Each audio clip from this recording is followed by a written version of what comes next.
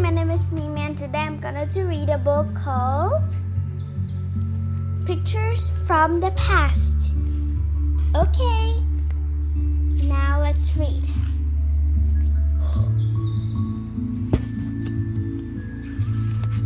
Chapter 1. Belle looked into the cave, but it was too dark to see far inside.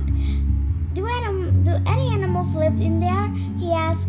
No, said Jane. There's something that much more exciting in this cave. Jane was an archaeologist who studied the lives of the earliest people in the world. She has a flashlight in one hand.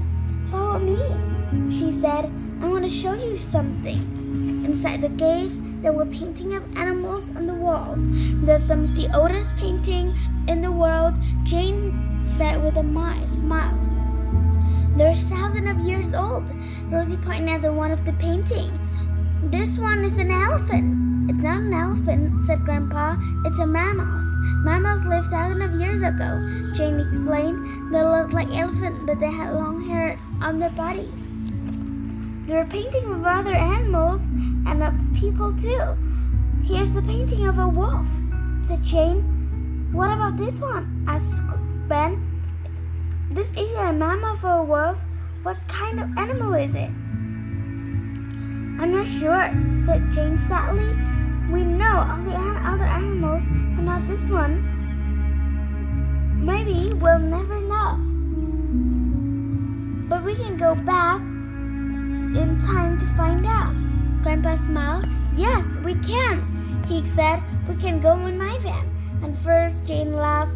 How could a van go to the past? But Grandpa was already walking out of the cave. Let's go. 5 minutes later, Clem started the van, and there were lights all around them. Jane wasn't laughing now. We're really going, she thought excitedly. We're going to the past.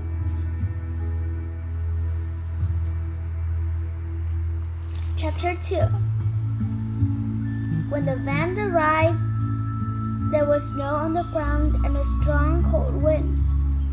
Ben quickly put on his coat and picked up the binoculars. He ran to the top of the hill. Look, he said, I can see some mammoths. I can really see some. 6 or 7 mammoths are slowly across the white ground. Ben moved his binoculars slowly. Suddenly, he shouted, Wait, there's a young mammoth, far behind others.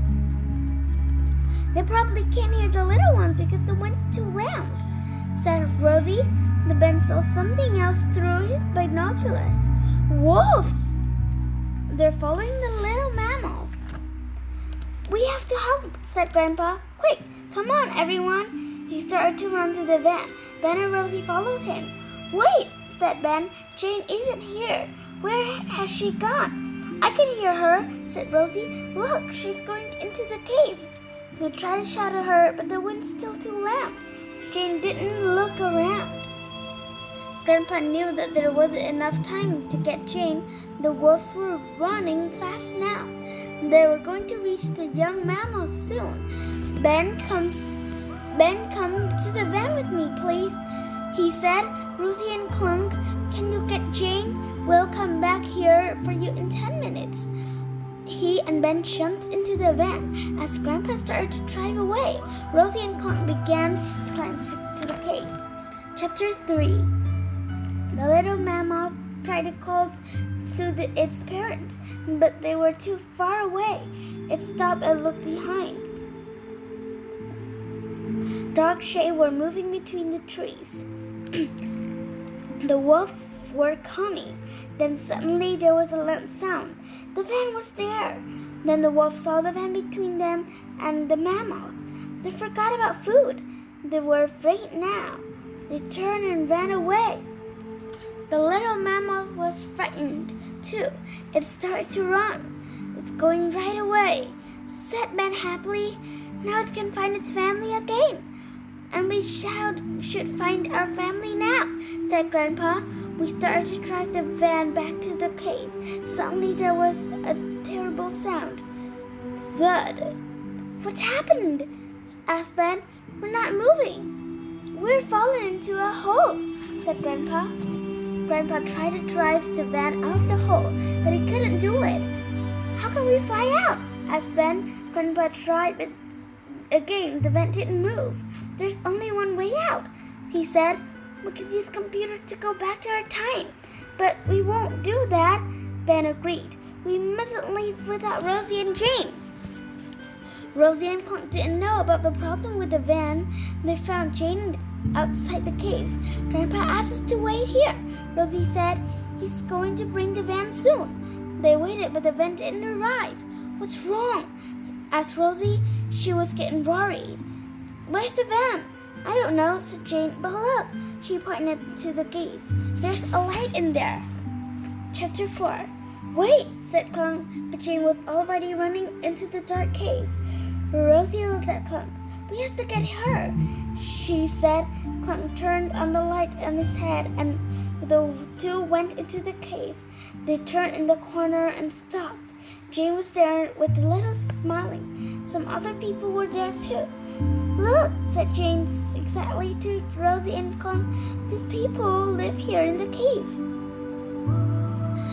When they saw Clunk, the cave people were very afraid. "It's okay, we're your friends," Rosie said. "We're not going to hurt you. We need to find our van." "They can't understand you," said Jane. Rosie looked at the painting on the cave walls. Then she looked at the paint on the cave floor. Slowly, she walked the paint and put one finger in it. Everyone watched Rosie carefully painted a picture on the wall. She looked at the cave people and then pointed at their picture. It showed the van. The cave people were still frightened, but the tall woman with dark hair came closer. She pointed at the picture and then she pointed outside the cave. "She's seen the van," said Jane. "She's going to take us to it." In the van, Ben and Grandpa were getting worried. "What are we going to do now?" said Grandpa. "We can't leave Rosie and Jane here in the past." Ben was looking through the windows, and other mammals were back. They were looking for a little one. The biggest mammal was looking at Ben and Grandpa angrily. Suddenly, it started to run at them. "Oh dear," said Grandpa. Chapter 5. The tall woman pointed at the van. "It's a hole," said Rosie. "Perhaps the cave people made that hole to catch mammals," said Jane. Then they saw a big mammal that's running at the van. "Let's go," said Rosie. "We have to reach the van because that mammal does."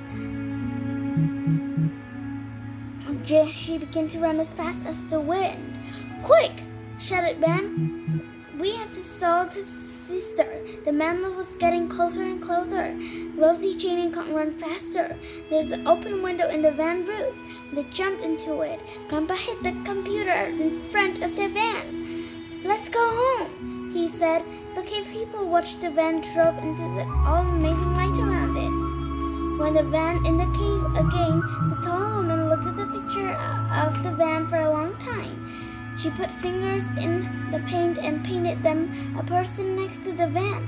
She gave the person black hair and she painted a second, smaller person and gave her brown hair. She looked at the painting and smiled. Thousands of years later, Grandpa, Ben, Rosie, and Clunk and Jane were happy to be back in their time. "I'm sorry about going into the cave," said Jane. She pointed at the wall. "But we understand this painting at last. It's your van." Rosie looked at the painting of two people next to the van. She smiled as she remembered a nice woman with black hair from many years ago. Okay, that's the end of the story I want to tell you, and I hope you like it. Thank you for listening.